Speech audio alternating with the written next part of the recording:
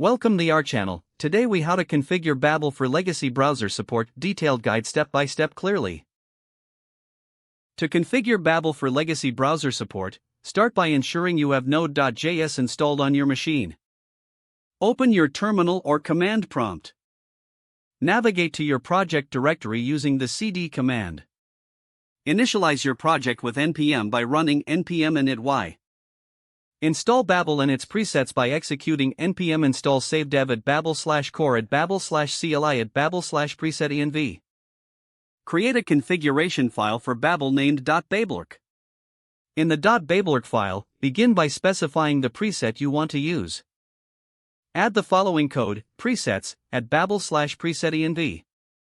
To configure Babel for legacy browser support, you will need to customize the preset-env options. Modify the .babelrc file to include the targets option. It should look like this: presets, at babel/preset-env, targets, browsers, last two versions, i.e. greater than or equal to 11.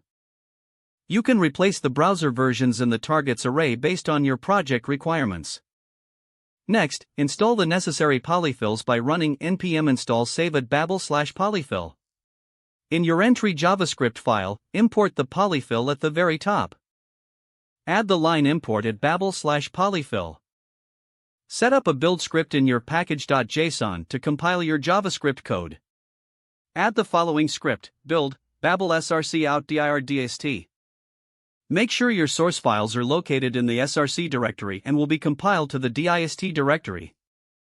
Run the script by executing npm run build in your terminal. This will compile your JavaScript files and ensure they are compatible with legacy browsers. Test your output files in various browsers to confirm functionality. Make adjustments to the targets or polyfills as necessary based on browser compatibility results. Your Babel configuration for legacy browser support is now complete. Continue to update your dependencies regularly to keep your project secure and functional.